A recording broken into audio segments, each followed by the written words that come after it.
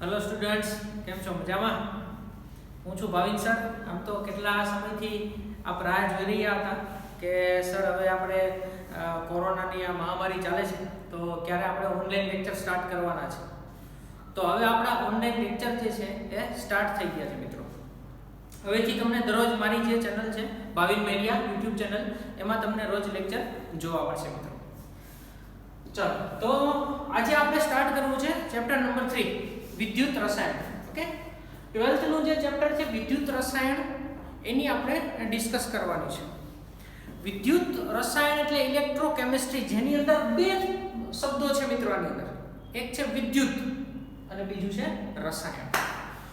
તો વિદ્યુત સાથે રસાયણ સંકળાય અથવા તો વિદ્યુત સાથે રસાયણ સંકળાય અથવા તો રસાયણ સાથે જ્યારે વિદ્યુત સંકળાય ત્યારે આ એક નવી ફિઝિકલ કેમિસ્ટ્રીની જે બ્રાન્ચ છે એનો ઉદ્ભવ થાય છે મિત્રો. ઓકે, જનરલી આ ઓર્ગેનિક નથી, ઇનઓર્ગેનિક નથી, પણ આ ફિઝિકલ કેમિસ્ટ્રીનું ચેપ્ટર છે મિત્રો, જે તમે આગળના ધોરણની અંદર 11th ની અંદર સંતુલન ચેપ્ટર, જેને ઇક્વિલિબ્રિયમ કહે છે, એ તમે ભણ્યા હશો ખૂબ સારી રીતે. ઓકે, રેડોક્સ તમે ખૂબ સારી રીતે ભણ્યા હશો. તો રેડોક્સ જે સંતુલન છે બધા ફિઝિકલ કેમિસ્ટ્રીના ચેપ્ટર છે. તો એ અંતર્ગતનું આપણું આ એક ચેપ્ટર છે વિદ્યુત રસાયણ. વિદ્યુત અને રસાયણ બે વસ્તુ છે. જ્યારે કોઈ પણ સાધનની અંદર, કોઈ સ્પીસીઝની અંદર, જ્યારે કોઈ પણ સાધનની અંદર, કોઈ પણ સ્પીસીઝની અંદર વિદ્યુત ઉર્જાનું રાસાયણિક ઉર્જામાં અથવા તો રાસાયણિક ઉર્જાનું વિદ્યુત ઉર્જામાં રૂપાંતર થતું હોય ત્યારે વિદ્યુત રસાયણ આપણે એને નામ આપીએ છીએ. વિદ્યુત રસાયણ એટલે શું? કે જેની અંદર વિદ્યુત ઉર્જાનું રાસાયણિક ઉર્જામાં, રાસાયણિક ઉર્જાનું વિદ્યુત ઉર્જામાં રૂપાંતર કરવા માટેના ઉપકરણમાં વિદ્યુત રસાયણ અગત્યનું છે. આપણને પ્રશ્ન થાય મિત્રો કે વિદ્યુત રસાયણની જરૂર શા માટે પડી? તો વિદ્યુત રસાયણની જરૂર એટલા માટે પડે છે મિત્રો કે તમારી આસપાસ ઘણી બધી એવી વસ્તુઓ છે, ઘણી બધી એવી બધી પ્રક્રિયાઓ છે. ધારો કે આપણી પાસે કોઈ કેમિકલ રિએક્શન છે, તો એ કેમિકલ રિએક્શન તમને ઘણી બધી ઉર્જા આપે છે, એની અંદરથી તમને ઘણી બધી ઉર્જા મળે છે, પણ આ ઉર્જાને આપણે વિદ્યુતમાં કન્વર્ટ કરી શકતા નથી અને એનો ઉપયોગ નથી કરી શકતા. તો આપણી આ રાસાયણિક ઉર્જા ફેલ થઈ જાય છે, વ્યય થઈ જાય છે. તો આપણી આ રાસાયણિક ઉર્જા વ્યય ન થાય, બગડે નહીં, એટલે આપણે એને વિદ્યુત ઉર્જામાં રૂપાંતર કરીએ છીએ. અને વિદ્યુત ઉર્જામાં રૂપાંતર કરીએ છીએ કોની મદદથી કરીએ છીએ મિત્રો? વિદ્યુત રસાયણની મદદથી કરીએ છીએ. તો વિદ્યુત રસાયણ આપણને ખૂબ જ સારું રાસાયણિક ઉર્જાનું વિદ્યુત ઉર્જામાં રૂપાંતર કરે એવું આ ઉપકરણ છે અને એની અંદર આપણે આનો અભ્યાસ કરવાનો છે. સેમ એ જ રીતે તમારી પાસે ઇલેક્ટ્રિસિટી છે, તો ઇલેક્ટ્રિસિટીને પણ આપણે શું કરી શકીએ? એને રાસાયણિક ઉર્જા, કેમિકલ એનર્જીમાં કન્વર્ટ કરી શકીએ છીએ. વિદ્યુત રસાયણની અંદર આપણે મુખ્ય 3 બાબતોનો અભ્યાસ કરવાનો છે મિત્રો, જેની અંદર સૌથી પહેલું છે વિદ્યુત રાસાયણિક કોષ, જેને આપણે ઇલેક્ટ્રોકેમિકલ સેલ કહીએ છીએ. વિદ્યુત રાસાયણિક કોષ તમે બધા જાણો છો, રેડોક્સ ચેપ્ટરની અંદર આ કોષ આપણે સ્ટડી કરેલો છે મિત્રો. 11th સ્ટાન્ડર્ડની અંદર જે રેડોક્સ પ્રક્રિયાઓ આપણું ચેપ્ટર છે એની અંદર આપણે આનો અભ્યાસ કરેલો છે મિત્રો. ઓકે, જ્યાં થોડો બેઝિક રચનામાં હતો વિદ્યુત રાસાયણિક કોષ. હવે આપણે એને અહીંયા ડિટેલમાં અભ્યાસ કરવાનો છે. તો વિદ્યુત રાસાયણિક કોષ, ત્યાર પછી વિદ્યુત વિભાજન કોષ, જેને ઇલેક્ટ્રોલિટિક સેલ કહેવામાં આવે, અને ત્યાર પછી જલીય દ્રાવણમાં વિદ્યુતનું વહન. આ 3 બાબતોનો મુખ્ય આપણે આની અંદર, આ ચેપ્ટરની અંદર અભ્યાસ કરવાનો છે. ત્રણેય બહુ મહત્વના ટોપિક છે અને ત્રણે વારંવાર જેડબલ્યુ અને નીટની એક્ઝામની અંદર પૂછાય છે મિત્રો. તો ખૂબ સારી રીતે તમારે અહીંયા ધ્યાન આપવાનું છે. તમારું 100% જે કોન્સન્ટ્રેશન હશે એનાથી તમને એટલો ફાયદો થશે મિત્રો કે તમારે ઘરે વાંચવાની જરૂર નહીં પડે. 100% કોન્સન્ટ્રેશનથી તમે અહીંયા ભણેલું હશે તો તમને ઘરે વાંચવું નહીં પડે, એટલી હું તમને ગેરંટી આપું છું મિત્રો. ઓકે, પણ વિડિયો લેક્ચર જોતા પછી આપણું ધ્યાન આજુબાજુમાં, જે આપણા અત્યારે તમે ઘરે રહી સ્ટડી કરો છો તો આજુબાજુમાં તમારા ભાઈ બહેનો છે, મિત્રો છે, કોઈ મમ્મી પપ્પા છે, એમાં તમારું ધ્યાન જાય. ઈ શું કરે છે? હા, પપ્પા બેઠા વોટ્સઅપમાં વાતો કરે છે. જો એમ તમારું ધ્યાન જશે ને તો મિત્રો તમને આ સમજાશે નહીં, તો તમારે વાંચવું પડશે ફરીથી. ઓકે, તો એવું ન બને એટલે આપણે ખાસ કાળજી રાખીએ કે તમારું ધ્યાન અહીંયા જ રાખીએ. ચાલો, તો તો સૌથી પહેલી વસ્તુ વિદ્યુત રસાયણ ફિઝિકલ કેમિસ્ટ્રીનું એક ચેપ્ટર છે, બહુ સારું ચેપ્ટર છે, વારંવાર જીનીટની અંદર એના ક્વેશ્ચન તમને પૂછાય છે. સૌથી પહેલી આપણે આની અંદર કેટલાક જે અગત્યના પ્રશ્નો છે એની અંદર આપણે જાણવું છે. તો સૌથી પહેલો ક્વેશ્ચન આપણો આની અંદર છે વિદ્યુત રાસાયણિક કોષ. વિદ્યુત રાસાયણિક કોષની અંદર જાવ છે તો વિદ્યુત રાસાયણિક કોષ છે ઇલેક્ટ્રોકેમિકલ સેલ જેને કહેવામાં આવે. આમ બે પ્રકારના ઇલેક્ટ્રોકેમિકલ સેલ છે. એની અંદર જે એક પ્રકારનો કોષ છે એની આપણે અત્યારે ચર્ચા કરવી છે, જેમ કે ડેનિયલ સેલ. ઓકે, તો ડેનિયલ કોષ જે છે એ આની અંદરનો એક પ્રકારનો કોષ છે જેની આપણે ચર્ચા કરવી છે. પણ એ કોષ સમજાવતા પહેલા તમને થોડીક બેઝિક ઇન્ફોર્મેશન આપી દઉં જે આપણે રેડોક્સ ચેપ્ટરની અંદર સ્ટડી કરેલા હતા મિત્રો. રેડોક્સ ચેપ્ટરની અંદર કંઈક આ પ્રકારે હતું મિત્રો, તમારી પાસે કોઈ એક પાત્રની અંદર ધારો કે CuSO4 નું દ્રાવણ ભરેલું છે, કોપર સલ્ફેટ જેને આપણે કહીએ છીએ. તો કોપર સલ્ફેટનું એક પાત્રમાં દ્રાવણ ભરેલું છે. આ પાત્રની અંદર મિત્રો આપણે ઝિંકની એક પટ્ટી ડુબાડીએ છીએ. અહીંયા આપણે એક સ્ટ્રીપ રાખીએ છીએ મિત્રો ઝિંકની.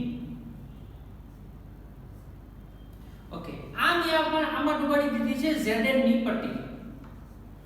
તો મિત્રો તમને ખબર છે કે જ્યારે તમે ઝિંકની પટ્ટીને કોપરના દ્રાવણની અંદર ડુબાડો છો ત્યારે આમાં કંઈક રાસાયણિક પ્રક્રિયા થાય છે. 10મા ધોરણમાં તમે મિત્રો ભણી ગયા છો કે ઝિંકની સક્રિયતા વધારે છે, Zn ની સક્રિયતા અહીંયા વધારે છે. જેની સક્રિયતા વધારે એનું મેં તમને રેડોક્સમાં સમજાવ્યું ત્યારે પણ કહેલું છે કે જેની સક્રિયતા વધારે હોય એનું ઓક્સિડેશન થાય. ઓકે, તો ઓક્સિડેશન એક અગત્યની બાબત છે જે આપણે અહીંયા અત્યારે સમજીશું. સૌથી પહેલા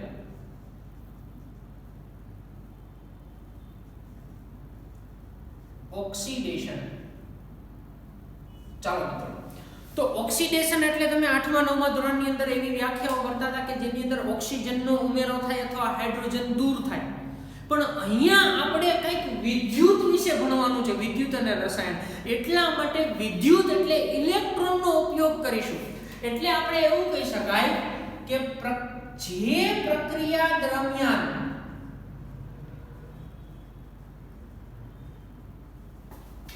ઇલેક્ટ્રોન દૂર થાય, શું થશે મિત્રો? જે પ્રક્રિયા દરમિયાન ઇલેક્ટ્રોન દૂર થાય તો એવી પ્રક્રિયાને આપણે ઓક્સિડેશનની પ્રક્રિયા કહીએ છીએ. ઓકે, તો હવે અહીંયા આપણી પાસે આવી જાય મિત્રો. અહીંયા શું થશે તો કે ઝિંકની સક્રિયતા વધારે છે. ઝિંકની સક્રિયતા વધારે છે એટલે ઝિંક શું થશે? ઓક્સિડેશન પામશે. ઓક્સિડેશન પામશે એટલે પોતાનામાંથી બે ઇલેક્ટ્રોન, તમને ખબર છે ઝિંક ઉપર ચાર્જ +2 આવે ઓલવેઝ, જેમ સોડિયમ પ્લસ હોય એમ ઝિંક +2 હોય. તો Zn+2 છે એટલે પોતાની અંદરથી બે ઇલેક્ટ્રોન છે એ આ દ્રાવણની અંદર ફેંકશે મિત્રો.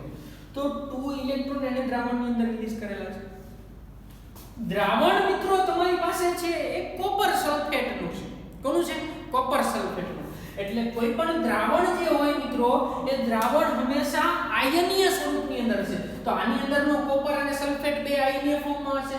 આયનીય ફોર્મ એટલે મિત્રો Cu+2, જ્યારે આ SO4-2, તો આ ફોર્મની અંદર હશે મિત્રો Cu+2 અને SO4-2.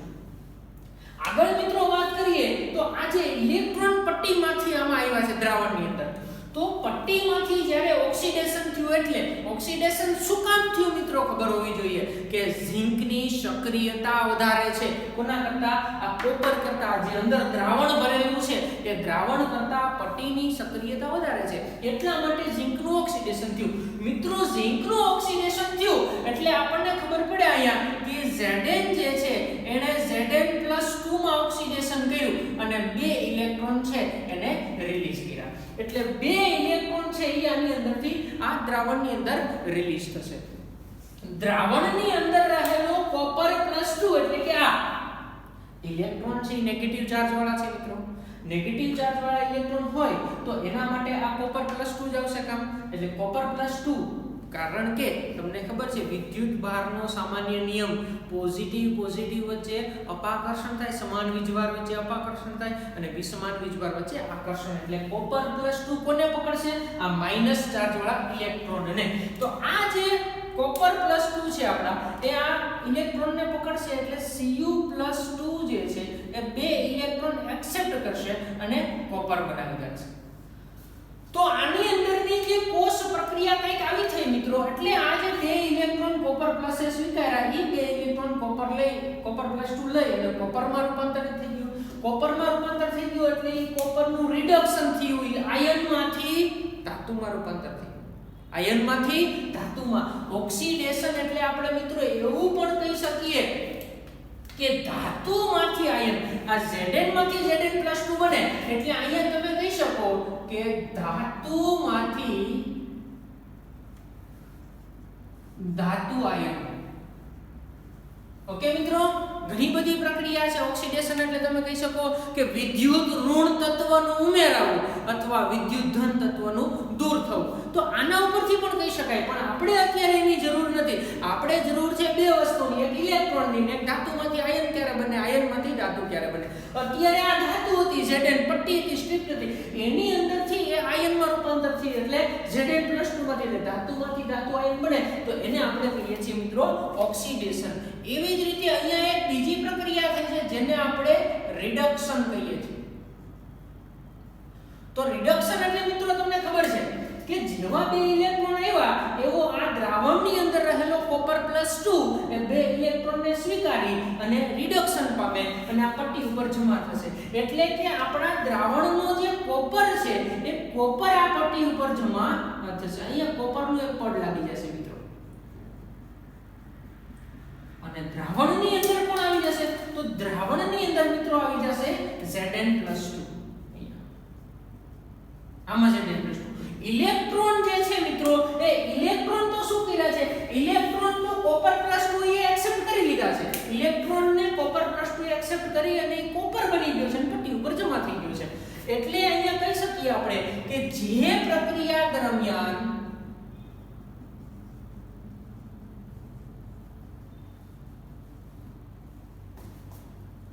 ઇલેક્ટ્રોનનો સ્વીકાર થાય,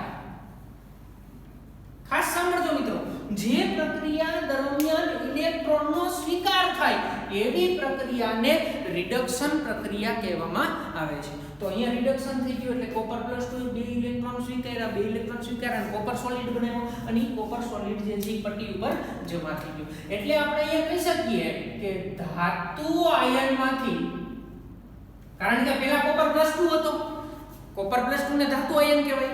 એટલે આ ધાતુ આયન છે એ ધાતુ આયનમાંથી કેમાં રૂપાંતર થયું? ધાતુની અંદર. એટલે કે કોપર, આ કોપર છે તમારો જે પટ્ટી ઉપર જમા થયો છે. હતો પહેલા કોપર +2, હવે થઈ ગયો કોપર, ધાતુ આયનમાંથી ધાતુ. અહીંયા કેવું થયું મિત્રો? ઝિંકની પટ્ટી હતી એની અંદરથી Zn+2, ધાતુમાંથી ધાતુ આયન તો ઓક્સિડેશન અને ધાતુ આયનમાંથી ધાતુ કોપર એટલે રિડક્શન. તો આ પ્રક્રિયાને રિડક્શન કહેવામાં આવે છે. તો કુલ પ્રક્રિયા જોવા જશું મિત્રો આપણે આ ઇલેક્ટ્રોનને આપણે કેન્સલ કરી દઈએ મિત્રો. તો ઝિંક જે સોલિડ સ્ટેટમાં હોય મિત્રો, આ પટ્ટી છે સોલિડ, ઓકે, એ ત્યાર પછી કોપર +2 આયન હોય, ઓલવેઝ એક્વાયસ ફોર્મની અંદર હોય, આયન હોય એટલા માટે ઇટ ગિવ્સ. ચાલો એની અંદરથી અહીંયા Zn+2 બને છે જે પણ એક્વાયસ ફોર્મની અંદર હશે અને ત્યાર પછી કોપર જે પટ્ટી ઉપર જમા થાય છે સોલિડ ફોર્મમાં. આ તમારી કુલ પ્રક્રિયા થઈ ગઈ મિત્રો. આ કેમિકલ રિએક્શન થઈ ગઈ. હવે આ કેમિકલ રિએક્શન દ્વારા તો પુષ્કળ એનર્જી તમને મળી, કેમિકલ એનર્જી મળી. તો આ કેમિકલ એનર્જી તમારી એમ નામ વેસ્ટ થઈ જશે. આનો કોઈ જ ઉપયોગ થશે નહીં. શું કામ? કારણ કે તમે આને એક જ પાત્રની અંદર ભરેલા છે. આ એક જ પાત્રની અંદર આ પ્રક્રિયા થઈ એટલે કેમિકલ રિએક્શન થઈ, પણ આપણી જે કેમિકલ એનર્જી હતી મિત્રો એ કેમિકલ એનર્જી વેસ્ટ થઈ ગઈ છે. તો હવે આ કેમિકલ એનર્જીને આપણે વેસ્ટ થતી બચાવી છે. તો આ બચાવવા માટે સૌથી પહેલા ડેનિયલ નામના વૈજ્ઞાનિક છે. કોણ છે મિત્રો? ડેનિયલ, યાદ રાખજો. અને ડેનિયલ નામના વૈજ્ઞાનિકે શું કહ્યું કે આ જ પ્રક્રિયાને બે જુદા જુદા પાત્રમાં કરી. ઓકે, એક પાત્ર A લઈ લીધું, એક પાત્ર B લઈ લીધું. આ જ પ્રોસેસ જેને બે જુદા જુદા પાત્રમાં કરવામાં આવી અને એ ડેનિયલ નામના વૈજ્ઞાનિકે કરી અને એણે એક કોષ બનાવ્યો, જે કોષને ડેનિયલ કોષ તરીકે ઓળખવામાં આવે છે. ક્લિયર? તો આ જ વસ્તુ બે જુદા જુદા પાત્રમાં કરવાથી શું ફાયદો થયો? તો એનાથી આપણને ફાયદો એ થાય છે મિત્રો કે તમારી જે કેમિકલ એનર્જી આની અંદરથી જે આ રાસાયણિક પ્રક્રિયાના કારણે જે રાસાયણિક ઊર્જા મળી છે આપણને,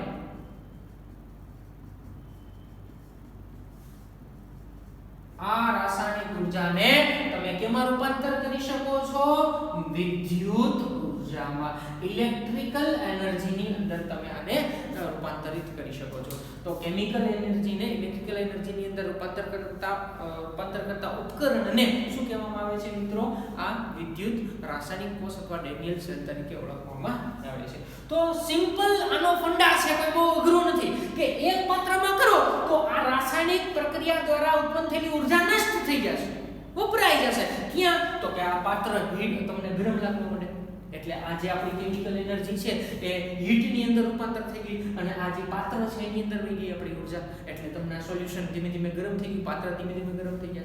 કોઈ પણ યા તો એરની અંદર, હવાની અંદર એ ઉડી જશે, તો આપણી એનર્જી વેસ્ટ થઈ જશે મિત્રો, કાં તો પાત્રોમાં કાં તો એટમોસ્ફિયરની અંદર એનર્જી ચાલી જશે. તો આ એનર્જીને બચાવવા માટે આપણે આ વિદ્યુત રસાયણનો ઉપયોગ કરીએ છીએ, એટલે કે એને રાસાયણિક ઊર્જામાંથી વિદ્યુત ઊર્જામાં રૂપાંતર કરીએ છીએ. તો એવા ડેનિયલ જે આપણો કોષ છે એના તરફ હવે મિત્રો આપણે આગળ જઈએ. તો આ જે ડેનિયલ કોષ છે એની અંદર રચના કઈ પ્રમાણે હતી? તો થોડી ઘણી રચના ડેનિયલ કોષની આપણે 11th સ્ટાન્ડર્ડ ની અંદર રેડોક્સ પ્રક્રિયામાં ભણી ચૂક્યા છે. રેડોક્સ પ્રક્રિયામાં તમે થોડી ઘણી વસ્તુ ડેનિયલ કોષની સમજી ચૂક્યા છો મિત્રો. સૌથી પહેલો આપણો જે કોષ છે જેને કહીએ છીએ ડેનિયલ કોષ.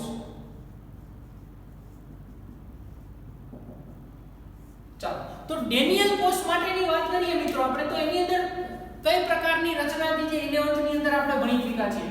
તો ડેનિયલ કોષની રચના છે કે કયા પ્રકારે છે કે બે પાત્ર એની અંદર તમે લો છો, જેની અંદર આપણે શું કરીએ છીએ મિત્રો? બે પાત્ર લઈએ છીએ.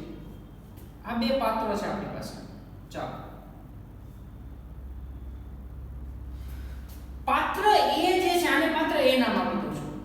પાત્ર A ની અંદર તમે મિત્રો કઈક આવી રચના કરતા હતા કે જેમાં આપણે ZnSO4 નું દ્રાવણ કરતા હતા.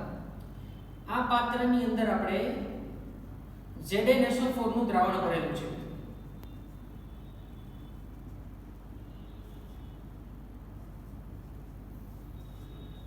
એ પણ છે મિત્રો 1 મોલર, ચોક્કસ સાંદ્રતા ધરાવતું 1 મોલર ZnSO4 રહેલું છે. જ્યારે આપણી પાસે પાત્ર B છે, એ પાત્ર B ની અંદર આપણે શું કરીએ છીએ? તો કે પાત્ર B ની અંદર CuSO4 નું દ્રાવણ કરીએ છીએ. આમાં તમારી પાસે કોપર સલ્ફેટ નું દ્રાવણ છે. આ મિત્રો છે તમારું 1 molar CuSO4, 1 molar copper sulphate. આની અંદર આપણે શું કરીએ છીએ? તો કે ઝીંકના દ્રાવણની અંદર એક પટ્ટી ડુબાડતા હતા મિત્રો, યાદ છે ને તમને? આની અંદર આપણે એક પટ્ટી ડુબાડીએ છીએ, જે પટ્ટી ઝીંકની પટ્ટી છે મિત્રો. ઓકે, જેને નામ આપી દઈએ આપણે Zn પટ્ટી. એવી જ રીતે અહીં પણ મિત્રો તમે એક પટ્ટી ડુબાડો છો, જેને આપણે નામ આપી દઈએ છીએ કોપરની પટ્ટી. ઓકે, તો આને આપણે અહીંયા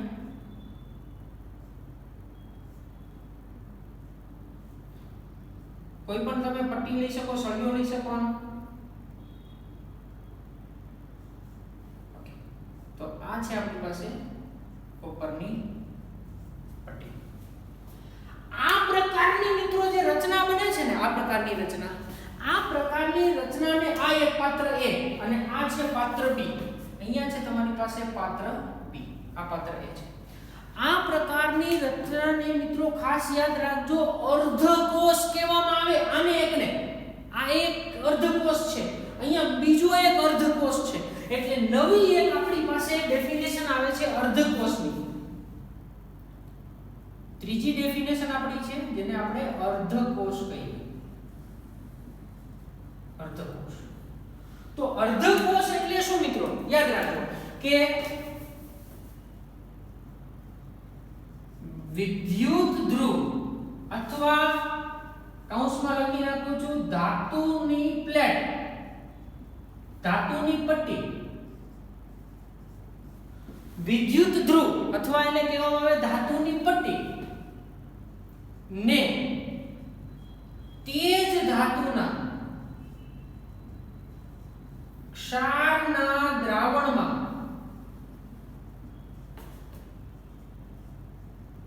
ડુબાડતા બનતી રચનાને, આ Zn ની પટ્ટી છે એને આપણે Zn ના જ ક્ષારના દ્રાવણમાં, તે જ ધાતુના ક્ષારના દ્રાવણમાં ડુબાડી છે. અહીંયા કોપરની પટ્ટી છે તેને કોપર સલ્ફેટના જ દ્રાવણમાં ડુબાડેલી છે. એટલે ધાતુની પટ્ટીને તે જ ધાતુના ક્ષારના દ્રાવણમાં ડુબાડીને જે રચના બને છે એ રચનાને અર્ધકોષ કહેવામાં આવે છે. આ થઈ ગઈ તમારી મિત્રો અર્ધકોષની વ્યાખ્યા, અને અર્ધકોષ કહેવામાં આવે. ઓકે, આગળ જઈએ મિત્રો. અર્ધકોષ પછી આપણે જે ચોથી ડેફિનેશન દેવી છે મારે તમને, એ દેવી છે વિદ્યુત ધ્રુવની. આમ તો તમને બધાને ખબર છે કે વિદ્યુત ધ્રુવ કોને કહેવામાં આવે. તમે અત્યારે મને કહી શકો છો કે વિદ્યુત ધ્રુવ એટલે ધાતુની પટ્ટી છે. મગજમાં કહેતા જશો કે આ ધાતુની પટ્ટી એટલે વિદ્યુત ધ્રુવ કહેવાય, આમાં બીજું શું છે? ઓકે, તો આપણી કેમિકલની ભાષામાં એને આપણે આવી રીતે રિપ્રેઝન્ટ કરી શકીએ મિત્રો કે ધાતુની પટ્ટી જે રાસાયણિક પ્રક્રિયા થવા માટે સપાટી પૂરી પાડે છે અને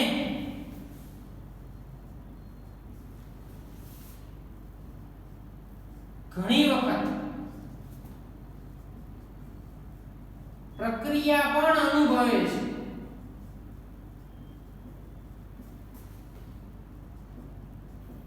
તેને વિદ્યુત ધ્રુવ કહે છે. આને વિદ્યુત ધ્રુવ કહેવામાં આવે છે મિત્રો. વિદ્યુત ધ્રુવ એટલે શું? તો કે એ આપણને એક સપાટી પૂરી પાડે છે. અહીંયા સપાટી પૂરી પાડી છે પણ આ પ્રક્રિયા પણ અનુભવે છે. અહીંયા આને સપાટી પૂરી પાડી છે આપણને પ્રક્રિયા થવા માટે. હંમેશા રાસાયણિક પ્રક્રિયા વિદ્યુત ધ્રુવની સપાટી ઉપર થાય, ધાતુની સપાટી ઉપર થાય છે. એટલે જે ધાતુની સપાટી ઉપર, જે ધાતુની પટ્ટી ઉપર ઓક્સિડેશન રિડક્શન એવી પ્રક્રિયાઓ થાય છે, એવી પટ્ટીને, એવી ધાતુના સળિયાને આપણે શું કહીએ છીએ? વિદ્યુત ધ્રુવ તરીકે ઓળખીએ છીએ. મિત્રો મેં અહીંયા લખ્યું છે કે ઘણી વખત પ્રક્રિયા પણ અનુભવે છે. એનો મતલબ કે આ બે પ્રકારના, મુખ્ય બે પ્રકારના હોય છે. ઓકે, મુખ્ય બે પ્રકારના હોય છે. દાખલા તરીકે કહું તો એક સક્રિય વિદ્યુત ધ્રુવ અને બીજો છે નિષ્ક્રિય વિદ્યુત ધ્રુવ, ઇનર્ટ અને આપણે કહીએ ધ્રુવ, નિષ્ક્રિય વિદ્યુત ધ્રુવ. ઇનર્ટ ઇલેક્ટ્રોડ, આ એક્ટિવ ઇલેક્ટ્રોડ કહેવાય અને આ ઇનર્ટ ઇલેક્ટ્રોડ કહેવાય. જો તમે સળિયો ડુબાડ્યો છે ક્ષારના દ્રાવણમાં અને એ સળિયો પ્રક્રિયા અનુભવશે પોતે, એ સળિયો, તો એને સક્રિય વિદ્યુત ધ્રુવ કહેવાય, એક્ટિવ ઇલેક્ટ્રોડ કહેવાય. અને જો એ સળિયો તમે નાખો છો અને રાસાયણિક પ્રક્રિયા સળિયો કરતો નથી, માત્ર સપાટી આપે છે, તો એને કહેવામાં આવે નિષ્ક્રિય વિદ્યુત ધ્રુવ. આમ વિદ્યુત ધ્રુવ મુખ્ય બે પ્રકારના, હજી એક આવશે વાયુ વિદ્યુત ધ્રુવ, ત્રીજો, પણ એ સબ છે, આગળ આપણે એને સ્ટડી કરીશું. હાઇડ્રોજનનો વાયુ વિદ્યુત ધ્રુવ આપણે આ ચેપ્ટરની અંદર ભણવામાં આવશે. પણ મુખ્ય બે, સક્રિય અને નિષ્ક્રિય. ખ્યાલ પડી ગયો હશે મિત્રો તમને કે જે ધાતુનો સળિયો આપણે ડુબાડીએ છીએ તે જ ધાતુના ક્ષારના દ્રાવણમાં, એને અર્ધકોષ કહેવાય. અને જે સળિયો ડુબાડો છો ને સળિયો આપણને સપાટી આપે છે મિત્રો ઓક્સિડેશન રિડક્શન પ્રક્રિયા માટે. તો એ ઓક્સિડેશન રિડક્શન પ્રક્રિયા માટે સપાટી આપે છે એવા ધાતુના સળિયાને વિદ્યુત ધ્રુવ કહેવામાં આવે છે. જે સળિયો ઘણી વખત પ્રક્રિયા અનુભવે પણ છે અને ઘણી વખત પ્રક્રિયા નથી પણ અનુભવતો. પ્રક્રિયા અનુભવે તો સક્રિય વિદ્યુત ધ્રુવ, ન અનુભવે તો નિષ્ક્રિય વિદ્યુત ધ્રુવ. નિષ્ક્રિયનું આમાં અત્યારે જો તો આ બંનેમાંથી કોણ સક્રિય વિદ્યુત ધ્રુવ છે? તો કહી શકાય કે મિત્રો બંને પ્રક્રિયા અનુભવશે. આઈ પણ પ્રક્રિયા અનુભવશે અને આઈ પણ પ્રક્રિયા અનુભવશે, એટલે બંને સક્રિય વિદ્યુત ધ્રુવ અત્યારે અહીંયા છે. પણ તમે મિત્રો સાંભળ્યું હશે કે પાણીનું વિદ્યુત વિભાજન, ઓકે, ઇલેક્ટ્રોલિસિસ ઓફ વોટર. તો પાણીનું વિદ્યુત વિભાજન જે આપણે કરીએ છીએ એની અંદર કેવું થાય છે કે પાણીની અંદર એક પાત્રમાં પાણી લઈ આપણે એની અંદર બે ધ્રુવો ડુબાડીએ છીએ અને ધ્રુવો કોના હોય છે મિત્રો? હોય છે પ્લેટિનમના, પીટીના ધ્રુવો હોય છે. તો પ્લેટિનમના ધ્રુવો, હવે સાંભળ્યું છે ક્યારે કે પ્લેટિનમ પાણી હારે કોઈ રિએક્શન કરતું હોય? તો પ્લેટિનમ પાણી હારે કોઈ રિએક્શન કરતું નથી, પરંતુ ત્યાં પ્લેટિનમ માત્ર સપાટી પૂરી પાડે છે ઓક્સિડેશન રિડક્શન થવા માટે. પાણીનું વિદ્યુત વિભાજન થાય તો તમને ખબર છે કે એની અંદરથી આપણને હાઇડ્રોજન ગેસ અને ઓક્સિજન ગેસ મળે છે.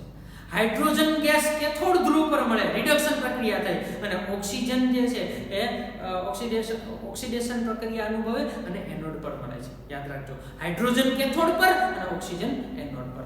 ઓક્સિજન એનોડ પર મળે એટલે સ્વાભાવિક છે ઓક્સિડેશન પ્રક્રિયા થઈ હશે, અને હાઇડ્રોજન છે કેથોડ પર મળે છે એટલે એ રિડક્શન પ્રક્રિયા અનુભવી હશે. પણ ત્યાં પ્લેટિનમનો કોઈ રોલ નથી, એટલા માટે એને કેવો કહેવામાં આવે છે? નિષ્ક્રિય વિદ્યુત ધ્રુવ કહેવામાં આવે છે. ખ્યાલ આવી ગયો મિત્રો? તો આ અને ત્યાર પછી હવે આ જે બંને હોય છે, આ દ્રાવણ અને આ ધાતુનો સળિયો, એમની પાસે પણ કંઈક પોટેન્શિયલ છે, શક્તિ છે, અને આ દ્રાવણ પાસે પણ પોતાનો પોટેન્શિયલ હોય. તો આવા દ્રાવણને વિદ્યુત વિભાજ્યનું દ્રાવણ કહેવાય મિત્રો. તો વિદ્યુત વિભાજ્યના દ્રાવણ અને એ ધાતુની પટ્ટી વચ્ચેના પોટેન્શિયલના તફાવતને, આ બેની વચ્ચે જે પોટેન્શિયલ બને છે, આપણી પાંચમી અને છેલ્લી વ્યાખ્યા છે મિત્રો, જે હું તમને અહીંયા લખી આપું છું, જેને વિદ્યુત ધ્રુવ પોટેન્શિયલ કહેવામાં આવે છે. તો વિદ્યુત ધ્રુવ પોટેન્શિયલની વાત કરીએ આપણે તો એવું કહી શકાય કે આ સળિયો જે છે, ઓકે, વિદ્યુત ધ્રુવ અને એને જે દ્રાવણમાં ડુબાડેલો છે, એટલે કે વિદ્યુત વિભાજ્યનું દ્રાવણ કહેવાય. ઓકે, સળિયો હંમેશા વિદ્યુત વિભાજ્યના દ્રાવણમાં ડુબાડીએ આપણે, એટલે કહી શકાય કે ધાતુ નો સળિયો અને વિદ્યુત વિભાજ્યના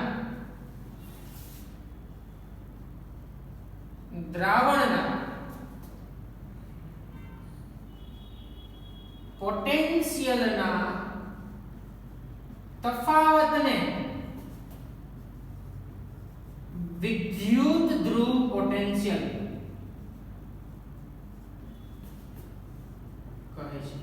તો આ મારે તમને વિદ્યુત રસાયણ જે ચેપ્ટર છે સમજાવતા પહેલા આ પાંચ જે વ્યાખ્યાઓ છે એના વિશે ચર્ચા કરવી હતી, એટલે મેં તમને પહેલા મિત્રો આ પાંચ વ્યાખ્યાઓ બરાબર સમજાવી દીધી છે કે વિદ્યુત ધ્રુવ પોટેન્શિયલ એટલે શું? તો ધાતુનો જે સળિયો હોય એની પાસે પોતાની કંઈક શક્તિ હોય, પોટેન્શિયલ હોય, અને એને જે દ્રાવણમાં ડુબાડ્યો છે એની પણ પોતાની કંઈક શક્તિ હોય, એટલે એ બંને વચ્ચેના તફાવતને વિદ્યુત ધ્રુવ પોટેન્શિયલ કહેવામાં આવે છે. અને જ્યારે કોઈ પણ જલીય દ્રાવણમાં આપણે ચર્ચા કરી ગયા હતા મિત્રો, કોઈ પણ કોષની અંદર 11th માં યાદ કરો રેડોક્સમાં કે કોષ સાથે સંકળાયેલા જે આયનો છે એમની સાંદ્રતા, દ્રાવણની સાંદ્રતા 1 મોલર હોય, એનું દબાણ જો વાયુ સંકળાયેલું હોય દબાણ 1 બાર હોય, અથવા એ કોષનું તાપમાન 298 કેલ્વિન હોય, તો એવા કોષને તમે પ્રમાણિત કોષ કહો છો, અને એના પોટેન્શિયલને પ્રમાણિત વિદ્યુત ધ્રુવ પોટેન્શિયલ કહેવામાં આવે. પણ એમ તો આગળ આપણે આવશે સ્ટડીમાં, જે અત્યારે અહીંયા સુધી આપણે રાખીએ કે આ વિદ્યુત ધ્રુવ પોટેન્શિયલ એટલે ધાતુનો સળિયો અને વિદ્યુત વિભાજ્યના દ્રાવણના પોટેન્શિયલના તફાવતને વિદ્યુત ધ્રુવ પોટેન્શિયલ કહેવામાં આવે છે. અહીંયા તમારે પોટેન્શિયલની ચર્ચા કરવી હોય દાખલા તરીકે, તો અહીંયા બે ચર્ચા થઈ શકે. એક, તમારી પાસે કોપર છે એટલે કેમ લખી શકાય એના પોટેન્શિયલને? કોપર +2 દ્રાવણ અને બાય કોપર, બે એકબીજાનો સંપર્ક દર્શાવે છે. અને આમે રિડક્શનમાં લખ્યું, રિડક્શન એટલે ત્યારે મેં તમને કરાવ્યું છે કે કોપર +2 માંથી આ કોપર બને, અહીંયા +2 ચાર્જ છે, અહીંયા 0 ચાર્જ છે, તો +2 માંથી 0 એટલે એને રિડક્શન કહેવાય. ઓકે, તો આ જે છે બંને એકબીજાના સંપર્કમાં છે, દ્રાવણ અને આ સળિયો. કોપરનું દ્રાવણ કોપર +2 નું અને આ સળિયો બે એકબીજાના સંપર્કમાં છે. એ પોટેન્શિયલનું મૂલ્ય છે 0.34 વોલ્ટ છે. ઓકે, અને એવી જ રીતે મિત્રો આ ઝિંકની આપણે વાત કરીએ તો આ ઝિંકનો સળિયો અને ઝિંકનું દ્રાવણ બંને એકબીજાના સંપર્કમાં છે, એટલે Zn+2 Zn આ દ્રાવણ અને આ વિદ્યુત વિભાજનનું દ્રાવણ અને આ સળિયો. એવી રીતે અહીંયા પણ વિદ્યુત વિભાજનનું દ્રાવણ અને આ સળિયો બે એકબીજાના સંપર્કમાં છે. તો આ જે વેલ્યુ છે રિડક્શન પોટેન્શિયલની -0.76 વોલ્ટ છે મિત્રો. તો અહીંયા આ જે બંને છે એને વિદ્યુત ધ્રુવ અર્ધકોષના મૂલ્યો કહેવામાં, પોટેન્શિયલના મૂલ્યો કહેવામાં આવે છે. તો એક અર્ધકોષ પોટેન્શિયલનું મૂલ્ય છે, આ બીજા અર્ધકોષના પોટેન્શિયલનું મૂલ્ય છે. તો મિત્રો તમારે ખાસ આની અંદરથી આ વ્યાખ્યાઓ પાંચે પાંચ યાદ રાખવાની છે. તમારે નોટ પેન રાખવી કમ્પલસરી છે મારા લેક્ચરની અંદર. આ નોટ પેનની અંદર બધું તમે નોટ ડાઉન કરતા જાશો. એવું લાગે કે થોડુંક સ્પીડમાં જાય છે તો તમે વિડિયો છે એને પોઝ કરી, એટલે જ હું રેકોર્ડિંગ કરીને આપને આપું છું. વિડિયોને પોઝ કરી અને તમે આ તમારી બુકની અંદર લખી શકો છો બધી જ વ્યાખ્યા. યાદ રાખવાનું છે ઓક્સિડેશન, જે પ્રક્રિયા દરમિયાન ઇલેક્ટ્રોન દૂર થાય એને ઓક્સિડેશન કહેવામાં આવે, અથવા ધાતુમાંથી ધાતુ આયનમાં રૂપાંતર થાય. એવી જ રીતે રિડક્શન એટલે જે પ્રક્રિયામાં ઇલેક્ટ્રોનનો સ્વીકાર થાય અથવા તો ધાતુ આયનનું ધાતુમાં રૂપાંતર થાય તો એને ઓક્સિડેશન રિડક્શન કહેવામાં આવે છે. ત્યાર પછી અર્ધકોષ કોને કહેવામાં આવે? તો આ જે રચના મેં બનાવી છે આ રચનાને અર્ધકોષ કહેવામાં આવે છે કે ભાઈ વિદ્યુત વિભાજનના ક્ષારના દ્રાવણમાં તેજ ધાતુનો સળિયો. એવી રીતે અથવા તો ધાતુનો સળિયો તેજ ધાતુના ક્ષારના દ્રાવણમાં. તો વિદ્યુત ધ્રુવને તેજ ધાતુના ક્ષારના દ્રાવણમાં ડુબાડતા બનતી રચનાને શું કહેવામાં આવે છે મિત્રો? અર્ધકોષ કહેવામાં આવે છે. એવી રીતે વિદ્યુત ધ્રુવ એટલે જે પટ્ટી છે અહીંયા જે ઓક્સિડેશન રિડક્શન પ્રક્રિયા અનુભવવામાં સપાટી પૂરી પાડે છે એને વિદ્યુત ધ્રુવ ઇલેક્ટ્રોડ કહેવામાં આવે છે. જે પ્રક્રિયા અનુભવે પણ ખરા અને ન પણ અનુભવે. જો અનુભવે તો એને આપણે સક્રિય વિદ્યુત ધ્રુવ કહીશું અને જો ન અનુભવે, પ્રક્રિયા જ નથી કરતા, ખાલી સપાટી આપે છે તો એને નિષ્ક્રિય વિદ્યુત ધ્રુવ કહીશું. એક્ટિવ ઇલેક્ટ્રોડ અને ઇનર્ટ ઇલેક્ટ્રોડ. તો આ તમારે યાદ રાખવાનું છે. અને ત્યાર પછી વિદ્યુત ધ્રુવ પોટેન્શિયલ કોને કહેવામાં આવે? તો ધાતુનો સળિયો અને વિદ્યુત વિભાજનના દ્રાવણમાં તમે જેને ડુબાડ્યો છે એ દ્રાવણના, ધાતુનો સળિયો અને વિદ્યુત વિભાજનના દ્રાવણના પોટેન્શિયલના તફાવતને, ધાતુનો સળિયો અને દ્રાવણ એ બંનેના પોટેન્શિયલના તફાવતને વિદ્યુત ધ્રુવ પોટેન્શિયલ કહેવામાં આવે છે મિત્રો. અને એના મેં બે તમને એક્ઝામ્પલ આપી દીધા છે કે કોપર જે છે એનું, આ ધારો કે કોપરની વાત છે તો કોપરની અંદર એ કોપર +2 એટલે દ્રાવણ એ કોપરની પટ્ટીના સંપર્કમાં છે, એનું મૂલ્ય 0.34 છે. અને ઝિંકનું દ્રાવણ અહીંયા ઝિંકના સંપર્કમાં છે એનું મૂલ્ય 0.76 છે. આ બંનેને મેં રિડક્શનમાં લખેલા છે, ખાસ યાદ રાખજો, Zn+2/Zn. અને આને આપણે ઓક્સિડેશનમાં પણ લખી શકીએ છીએ. ઓક્સિડેશનમાં જે ફેર કરો તો આ કેવી રીતે થશે? તો Zn/Zn+2 થઈ જશે. આની અંદર એટલો જ ડિફરન્સ છે કે આ માઈનસ મૂલ્ય છે એ પ્લસમાં થઈ જશે. ઓક્સિડેશન અને રિડક્શનના મૂલ્યો સરખા જ હોય છે પરંતુ ખાલી માઈનસ પ્લસનો ફેર હોય છે. આ અત્યારે રિડક્શનમાં માઈનસ છે તો ઓક્સિડેશનમાં એ પ્લસ થઈ જશે મિત્રો. તો આટલું તમારે યાદ રાખવાનું છે. તો આટલી વિદ્યુત રાસાયણિક કોષ, ડેનિયલ કોષ સમજતા પહેલા આ 5 વ્યાખ્યાઓ છે એને આપણે ક્યાંક આપણા ક્લાસવર્કની બુકની અંદર સારા અક્ષરે લખી નાખવાની છે. ત્યાર પછી મિત્રો હવે આપણે આગળ જઈએ.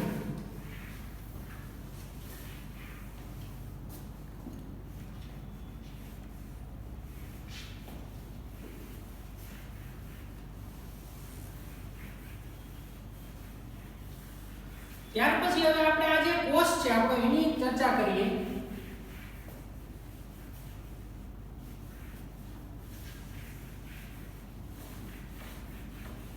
એ ડેનિયલ કોષની અંદર કયા પ્રકારની રચના હોય છે? આમ તો આપણે 11th ની અંદર આના માટે ઘણું બધું સ્ટડી કરી છે 11th ની અંદર.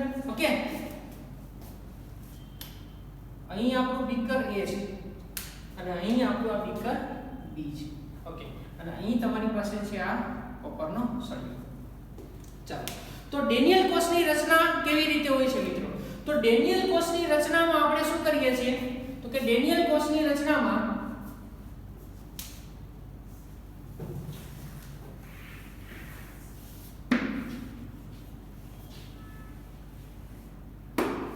ચાલો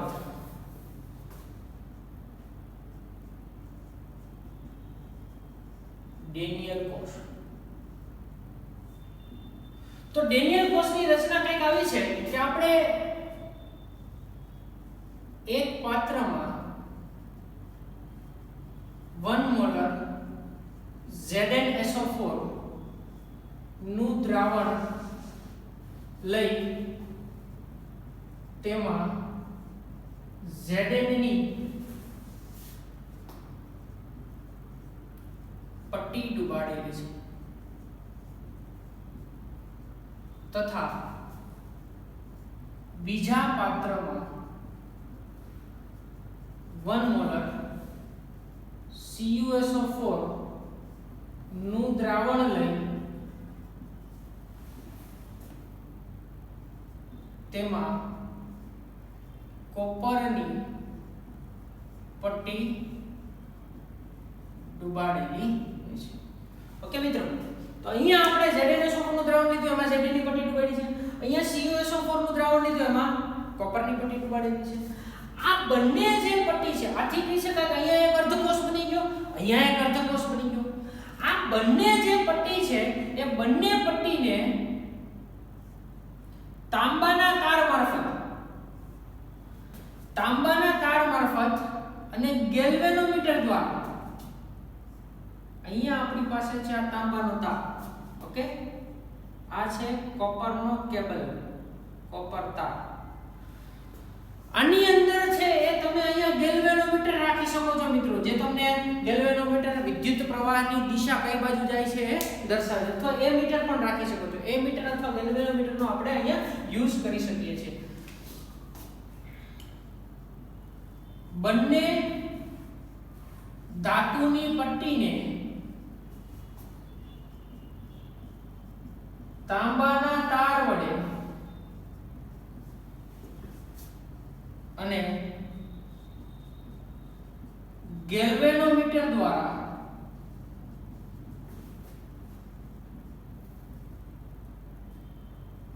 જોડેલી છે. બે પટ્ટીને આપણે ગેલ્વેનોમીટર વડે જોડી દઈએ છીએ. હવે મિત્રો શું થશે તો કે જેવું આપણે આ પ્રોસેસ ચાલુ કરશું એટલે ધીમે ધીમે રાસાયણિક પ્રક્રિયા સ્ટાર્ટ થશે. તમને ખબર છે મિત્રો, યાદ રાખજો, હું એક નવી વસ્તુ તમને કહેવા જાઉં છું. ઘણી વખત MCQ માં પૂછાય છે કે ડેનિયલ કોષ અથવા તો વિદ્યુત રાસાયણિક કોષ છે એના માટે ડેલ્ટા G નું મૂલ્ય, ડેલ્ટા G એટલે ઓળખો છો બધા, ગિબ્સ મુક્ત ઊર્જા. ઓકે, તો ગિબ્સની જે મુક્ત ઊર્જા છે ડેલ્ટા G, એ ડેલ્ટા G ઋણ હોય છે. યાદ રાખજો, શા માટે ઋણ હોય છે? જે આપણે થર્મોડાયનેમિક્સ ની અંદર ચર્ચા કરી હતી કે થર્મોડાયનેમિક્સ એવું કહે છે કે જે પ્રક્રિયાઓનો ડેલ્ટા G ઋણ હોય એ પ્રક્રિયા આપમેળે થતી હોય છે. તો અહીં મિત્રો આપણે કહી શકીએ કે આ જે પ્રક્રિયા છે વિદ્યુત રાસાયણિક કોષના ડેનિયલ કોષની પ્રક્રિયા એ આપમેળે ચાલુ થઈ જાય છે. માટે અહીં ડેલ્ટા G નું મૂલ્ય, આની અંદર ડેલ્ટા G નું મૂલ્ય કેવું હશે? નેગેટિવ હશે, માઈનસ હશે. એટલે જેવો તમે આ બેને કોપરના તારને ગેલ્વેનોમીટર વડે જોડો છો એટલે પ્રક્રિયા સ્ટાર્ટ થઈ જાય છે.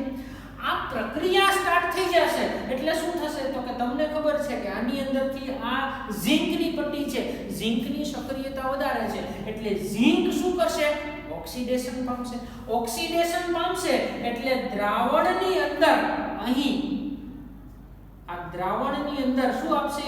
Zn+2. અહીંયા લખી નાખું છું, દ્રાવણની અંદર આપશે Zn+2 અથવા 2+ જે પણ.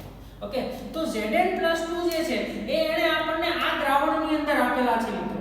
ઓકે, ક્યાંથી આવેલા છે? આ પટ્ટીમાંથી આવેલા છે Zn+2. જ્યારે ઇલેક્ટ્રોન જે છે, તમને ખબર છે કે ઇલેક્ટ્રોનને તો મેં તમને સમજાવ્યું છે, ઇલેક્ટ્રોનને તો તાંબાનો તાર જ ગમતો હોય છે. ઇલેક્ટ્રોન એટલે એક પ્રકારનો વિદ્યુત પ્રવાહ છે. વિદ્યુત પ્રવાહ અને તાંબાનો તાર અને દ્રાવણ બે વસ્તુ આપો તો પહેલા કેમાં જશે? તારની અંદર જશે.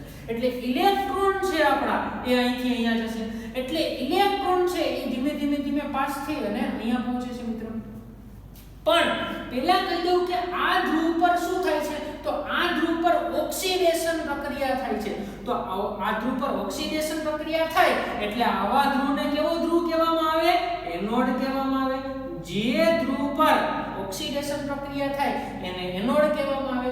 અને આ જે છે એને આ તમે જે ગેલ્વેનોમીટર જોડ્યો છે એ ગેલ્વેનોમીટરના ધન ધ્રુવ સાથે આને જોડેલો હોય એટલે આ તમારો હંમેશા થઈ જશે માઈનસ ધ્રુવ. યાદ રાખજો ડેનિયલ કોષમાં વિદ્યુત રાસાયણિક કોષની અંદર એનોડ છે એ હંમેશા કેવો હોય છે માઈનસ હોય છે.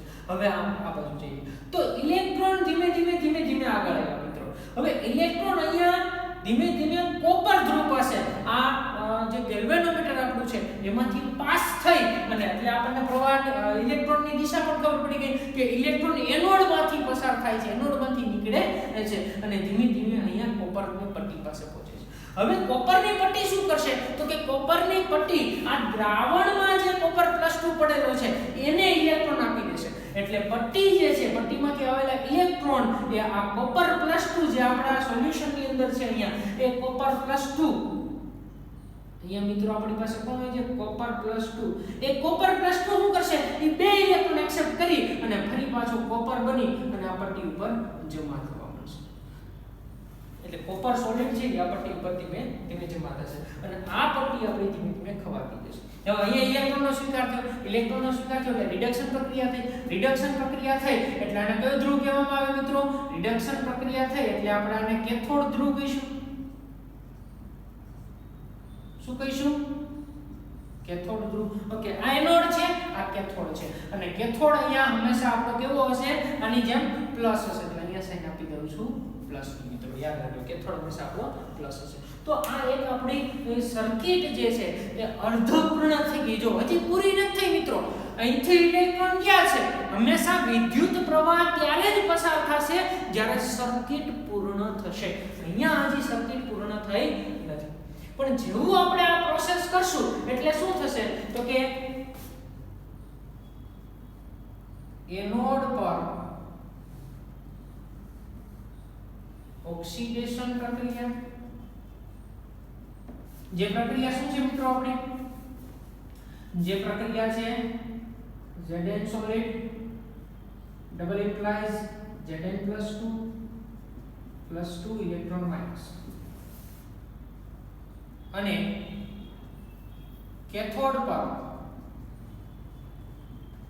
રિડક્શન પ્રક્રિયા શું થશે કેથોડ પરની રિડક્શન પ્રક્રિયા દ્રાવણનો કોપર +2 જે છે એ બે ઇલેક્ટ્રોન સ્વીકારે છે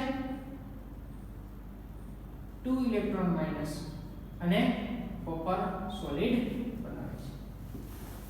આથી કુલ પ્રક્રિયા તો કુલ પ્રક્રિયા આપણી થશે Zn solid plus copper +2 aqueous double implies Zn +2 aqueous plus copper solid. આ પ્રક્રિયા છે.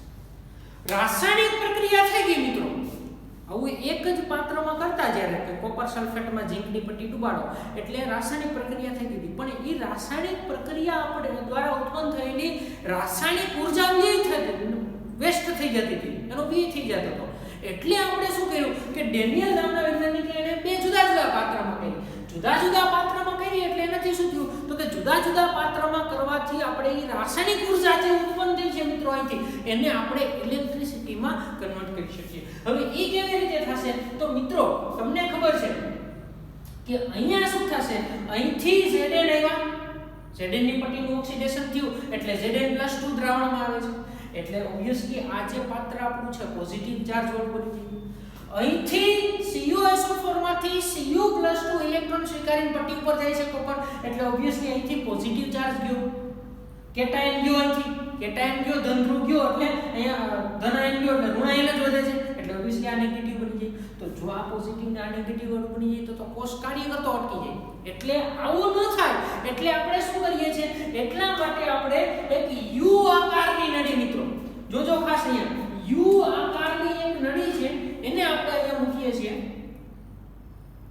U આકારની નળીને ઊંધી કરી અહીંયા આપણી પાસે જે છે એ એક U આકારની નળી છે જે U આકારની U શેપ્ડ ટ્યુબ છે આપણી પાસે. આ ટ્યુબને આપણે ઊંધી કરીને એનો એક છેડો છે અહીંયા નીચે છેડે ગ્લાસનું લગાવી દેવાનું છે મિત્રો. એક છેડો પાત્ર A માં રહે અને બીજો જે છેડો છે એ પાત્ર બી ની અંદર રહે આ રીતે મિત્રો ગોઠવવાનો છે. એક છેડો પાત્ર એ માં, એક છેડો પાત્ર ડી ની અંદર, અને આ નળીની અંદર, આ યુ આકારની નળીની અંદર ક્ષારનું દ્રાવણ ભરવામાં આવે છે, જે તમે KNO3 અથવા KCl જેવા ક્ષારનું દ્રાવણ ભરી શકો છો. ઓકે, અને આ જે નળી છે એનું કાર્ય શું છે? તો આ નળીનું કાર્ય થોડી વાર પહેલા મિત્રો મેં તમને કહ્યું કે આ જે બીકર A છે એમાં ઝિંક +2 એડ થયો, ZnSO4 તો હતું જ, ઉપરાંત પટ્ટીમાંથી Zn આવ્યો એટલે આ ધન વીજભાર વાળું બની ગયું. અહીંયા પટ્ટીની અંદર શું હતું મિત્રો? તો કે આ જે પટ્ટી છે એની અંદર Cu, આ જે દ્રાવણ છે બીકરની અંદર, એની અંદર CuSO4 નો Cu હતો, પણ એ Cu તો પટ્ટી ઉપર વયો ગયો એટલે અહીંથી Cu +2 ઘટ્યા એટલે ખાલી SO4 વધે છે એટલે આ ઋણ વીજભાર વાળું બને, આ ધન વીજભાર વાળું બને. એટલે આ બેની, આ બંને બીકરની વિદ્યુત તટસ્થતા જાળવવા માટે આપણે આ યુ શેપ્ડ ટ્યુબનું નિર્માણ કરેલું છે મિત્રો. એટલે આપણે અહીંયા કહીએ કે યુ શેપ્ડ ટ્યુબ, યુ આકારનું કાચની નળીમાં KNO3 જેવા ક્ષાર ભરી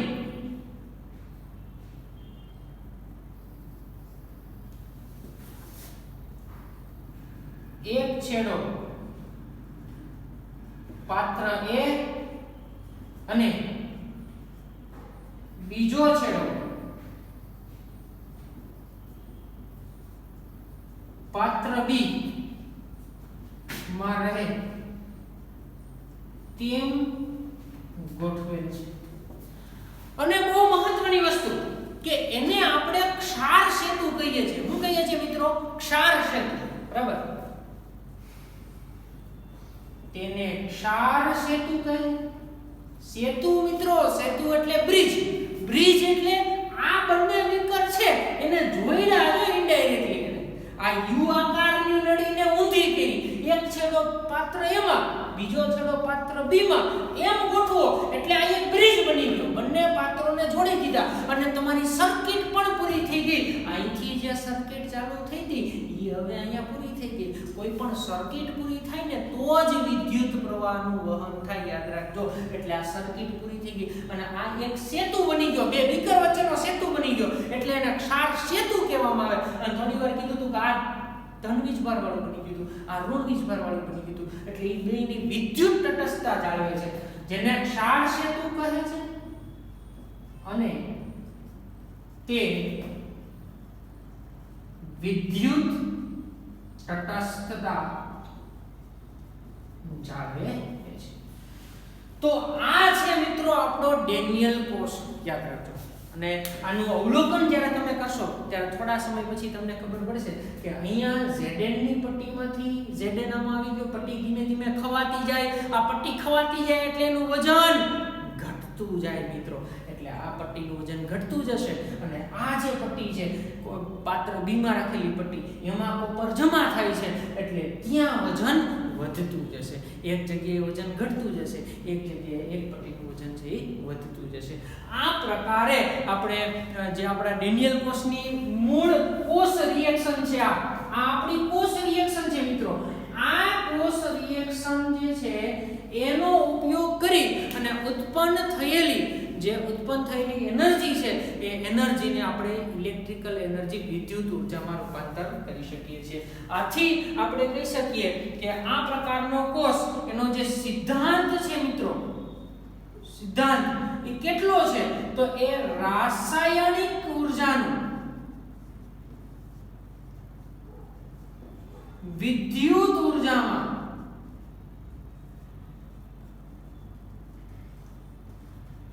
રૂપાંતર કરે છે. ક્લિયર? તો આ મેં તમને ડેનિયલ કોષની જે આખી રચના હતી, જે આપણે 11મા ધોરણની અંદર રેડોક્સની અંદર ભણી ચૂક્યા છો, એ તમને ફરીથી મેં સમજાવી. જે આપણા જે વિદ્યુત રસાયણ છે એનો પહેલો જ પ્રશ્ન છે.